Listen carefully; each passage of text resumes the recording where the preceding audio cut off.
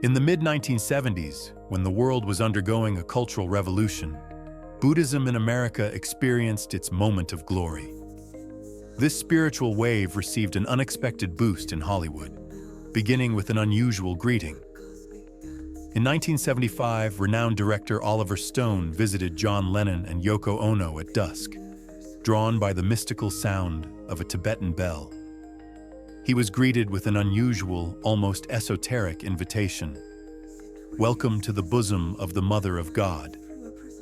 These words became a symbol of a new era in which ancient Eastern teachings began to penetrate the hearts of Western celebrities. Lennon and Ono were first call Buddhists, embracing the teaching long before it became truly fashionable. Their example was quickly followed by other influential figures in Western culture. They were joined by the talented actress Susan Sarandon, whose openness to new ideas was well known. Cult writers Allen Ginsberg and Jack Kerouac, whose works had already shaped the ideology of the Beat era and prompted many to seek spiritual truths beyond traditional religions. Even politician Jerry Brown, who was actively campaigning for president at the time, showed interest in Buddhism, which gave the movement even greater legitimacy and public weight. Hollywood and the political establishment seemed to be discovering new horizons of consciousness. Oliver Stone, being an inquisitive and searching nature, soon after began an active search for his own spiritual teacher, or guru. He turned to a very unusual person for advice: Richard Alpert. Alpert was a doctor of psychology and a former professor at Harvard University, but his academic career was suddenly cut short due to his experiments with psychedelics, particularly LSD. However, this is precisely what made him a significant figure in alternative circles, and among American Buddhists, he was known as Baba Ram Dass. Ram Dass, who had deep mystical experience, advised Stone not to look for his teacher somewhere far away in the Himalayas, but here, right in America, without specifying how exactly to find him. He only added with a mysterious smile that Stone would understand everything himself when the time came. When Stone asked about the appearance of his future guru, the former professor gave an answer that only added to the mystique of the search. His soul will be like that of an old Hindu, but the shell will be different. These words made Stone think about how diverse the forms in which wisdom manifests itself can be, and prepared him for the most unexpected encounters. While Stone was searching, his friend, actress Susan Sarandon, was also thinking about who his future mentor might be. For some reason, she felt that this teacher should be a Protestant priest, which was a pretty unusual association for a Buddhist guru. She shared her thoughts with her friend, actor Tony Curtis. He categorically disagreed. "A Christian Buddhist? No," expressing the widespread belief at the time that Eastern and Western religions were incompatible. Meanwhile, Oliver Stone began to notice a strange coincidence. He kept seeing a priest whose appearance and manners were quite unusual. He was dressed in a traditional cassock with a black and purple collar, but instead of ordinary shoes, he wore shiny, mirror-like boots, which gave him an almost grotesque appearance.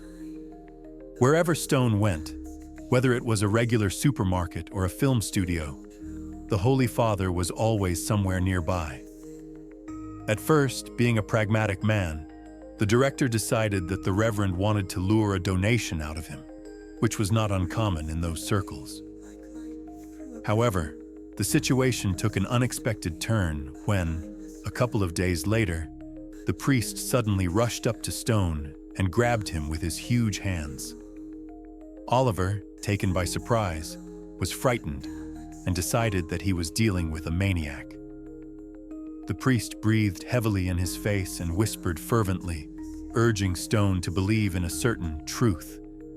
He claimed that he was the reincarnation of his teacher and knew absolutely everything about Stone. As proof, he reminded Stone of a paradoxical Buddhist phrase that they often repeated during meditations at Ram Dass's apartment. Lincoln was a good president because he knew that the president is Christ, and he himself is only portraying the president. The priest added, "You agreed with that?" Stone froze, stunned, because he had only discussed this phrase within a small circle of people. Still confused and shaken, he asked the Reverend Father if he was a Buddhist. The priest, enjoying the effect he had made, slowly uttered, "I dreamed that I was your guru." His eyes twinkled mischievously, and he suddenly began to laugh like a madman. From this crazy laughter, his wig, which Stone had mistaken for real hair, slowly began to slide off his head. Stone watched in horror as the man's scalp slid off, and at that moment, he recognized his friend Tony Curtis under the makeup. Oliver cried out, calling him a scoundrel, and admitted that another second, and he would have taken him for a pervert, which caused another fit of laughter from Curtis, who was pleased with his hoax. Tony Curtis's hoax, although it shocked Oliver Stone, did not discourage him from continuing his spiritual quest. Sometime later, Stone and Susan Sarandon, passing through New York, called the well-known Buddhist Hilda Charlton. She immediately told Stone about a woman in Chinatown whom they should definitely meet, claiming that Stone's guru was in her attic. The next day, guided by Hilda, they went to Chinatown. Going upstairs, they found a woman sitting directly on the cement floor. Her appearance resembled a stone statue. She seemed motionless and breathless. No pulse could be felt. No breathing could be detected. Her exotic appearance made Sarandon compare her to Elizabeth Taylor as Cleopatra. However, Stone was reminded of the words of Ram Dass, who constantly impressed upon him the need to abandon conventional ideas about what a guru should look like. This prepared him to accept the unusual. Meanwhile, the woman came to her senses. Opening her eyes, she looked at Oliver and rudely asked about his intentions. Hilda tried to smooth things over, explaining that he was the famous director Oliver Stone. But the woman would not let up, pointing to a dark, empty corner where there was no one but a dirty blanket, and asking if a certain Japanese man had anything to do with it. Sarandon, again suspecting a trick, whispered that this woman was Curtis in disguise or one of his girlfriends trying to continue the prank. However, the situation took an even more mystical turn. The woman's consciousness shut down again. She entered a light trance, and suddenly Zen monk Roshi, Ramadas's teacher, whom Oliver had met once before, spoke to Stone. The voice coming from the woman spoke of things that Stone had only discussed privately with Roshi at his Hollywood home. The woman even repeated Roshi's paradoxical phrase, "Angels can fly because they perceive themselves as light." Suddenly, the stranger shuddered and looked intently at Stone, asking him in embarrassment what she was talking about. Stone, struck by the accuracy of the information and the unusual manifestation, decided that she was his true guru. A few months later, he rented a villa for Joya, that was the medium's name, near his home in Hollywood. It turned out that Joya had indeed communicated with many prominent American Buddhists, and they all highly valued her ability to act as a medium and conduit. Joya agreed to work with Stone according to her usual, rather strict program, from 5 in the morning until 1 or 2 in the morning, demanding blind obedience and complete dedication. Soon, Sarandon, deeply impressed by the case with Joya, decided to take up meditation.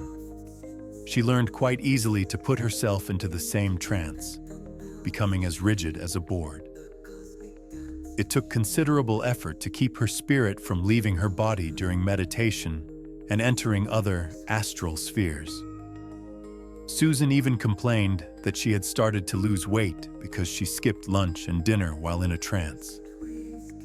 Periodically, Hollywood Buddhists, united by a common spiritual quest, shared news with each other about their progress toward the truth. Yoko Ono and John Lennon chose a special path. They seriously engaged in tantrism, seeking to experiment with its sexual aspects. By this time, tantric initiations practiced in some Tibetan monasteries were being semi-legally attempted to be transferred to puritanical America by adherents of the faith, who were met with misunderstanding and condemnation. In Tibet, a monk who has received tantric initiation undergoes a series of ritual revelations, working with a dakini, a young woman from the heavenly realm. Girls were prepared for these rites from infancy, teaching them to avoid attachment to the sensual aspect of the ritual and focus on the spiritual. Teacher Roshi told John and Yoko that true pleasure could be achieved through mental effort alone, without resorting to physical contact. However, Lennon and Ono's classes were met with mixed success. John was concerned that neither he nor Yoko could, like true Buddhists, rid themselves of their habitual sexual attachments. They even made a special trip to a Buddhist temple in California to take part in a purification ceremony. During this ceremony, Buddhist pilgrims threw notes indicating the vice they wanted to get rid of into a paper boat of Shiva, after which the boat was set on fire. It was a symbolic act of purification and liberation. But even after this ritual, they were still irresistibly drawn to each other. Finally, John and Yoko gave up their attempts to free themselves from erotic attachments, realizing that they were not interested in the spiritual aspect of tantric ritual exercises at all. They simply fell in love with each other for the second time, experiencing a powerful renewal of their feelings. Sexual karma proved to be too heavy a burden for them, one from which they could not and did not want to free themselves. Meanwhile, Oliver Stone's spiritual exercises also reached an impasse. One of his sessions, during which Stone, according to him, conversed with Christ and the Indian goddess Kali, ended in a completely earthly, amorous adventure with Joya. And although both tried to convince themselves that this was just part of tantric practice and the highest manifestation of spiritual unity, these persuasions did not help them overcome ordinary human feelings. Stone, on the advice of friends who were probably tired of his esoteric pursuits, eventually returned to directing, realizing that his true calling lay in the art of cinema. Joy, meanwhile, moved to New York, continuing her practice as a medium. For many participants in these experiments, it became increasingly clear that, although traveling through the astral planes and searching for spiritual truths was very appealing, it often turned out to be not true liberation, but only an illusion distracting them from real life. In the end, everyone had to continue with their earthly affairs, recognizing that spiritual pursuits should be integrated into everyday reality, not replace it. A few months later, Stone, Curtis, and Sarandon met again to share their impressions of their recent adventures in search of a guru. The enlightened Stone, who had already returned to filmmaking, recalled the teachings of Lama Torchen Rinpoche. Create a mind that is not attached to anything. Curtis, for some reason, smiled strangely and looked away, perhaps remembering his own spiritual hoaxes. The fascination of such famous people with Buddhism deeply intrigued the whole of America. Their example inspired thousands of Americans, including many students and intellectuals.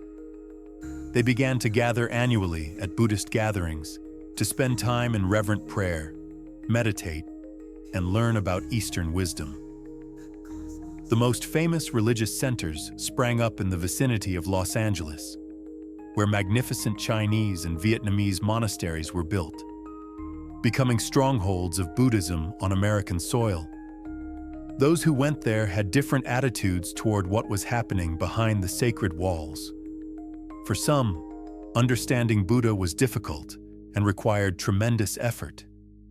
For others, it came easily, as if they were already prepared for this knowledge, while others perceived everything as an entertaining spectacle, an exotic performance, without delving into the essence of the teachings. The ceremonies in these meditation centers exactly replicated the real rituals practiced in Tibetan monasteries, creating an atmosphere of authenticity and immersion. Hundreds of shaven-headed people in bright yellow or red robes filled the lawn, meditating and performing rituals. Every newcomer who sincerely wanted to learn how to communicate with Buddha was greeted by a kind guy. When they met, he asked the newcomer for their Buddhist name and then showed them where their bed was, a narrow wooden bench in a stone or wooden box, similar to a vestibule, reminiscent of the Spartan conditions of Tibetan monasteries. The novice had to pay for the course in Buddhist philosophy in advance, after which he was invited to a meeting. There he had to sit in the posture of perfection, extremely uncomfortable for a European accustomed to comfort. Any mistake was followed by a blow with a stick on the shoulders, symbolizing discipline and self-overcoming. Before striking the offender, the male mentor bowed, and the punished person had to bow back in response, demonstrating humility and obedience, which emphasized the hierarchy and the importance of learning the lesson. This was followed by a meeting with a more enlightened mentor, who asked all sorts of tricky questions designed to test the student's understanding of the essence of Buddhism. For example, he might ask how to recognize the nature of Buddha by the sound of clapping hands, demanding an intuitive, rather than a logical answer. The latest trend in American Buddhism might seem pretty dark to someone who's not ready for it. It's about creating death centers, places where people could come to consciously and peacefully leave this life surrounded by like-minded folks, practicing mindful dying. This idea belongs to the English writer Aldous Huxley, who also paid tribute to his fascination with awakening games and the study of altered states of consciousness. Everything has become mixed up in the world. Kipling's old phrase, "West is west, east is east, and never the twain shall meet," has become hopelessly outdated, losing its relevance in the era of globalization. Now the residents of Beijing are increasingly striving to resemble New Yorkers, adopting Western habits and technologies, while New Yorkers, on the contrary, are actively interested in Eastern philosophy, meditation, and the lifestyle of the inhabitants of Tibet. This phenomenon demonstrates a deep interpenetration of cultures, where ancient Eastern teachings are finding new expression among Western celebrities and ordinary people seeking spiritual paths, meaning, and harmony in today's ever-changing world.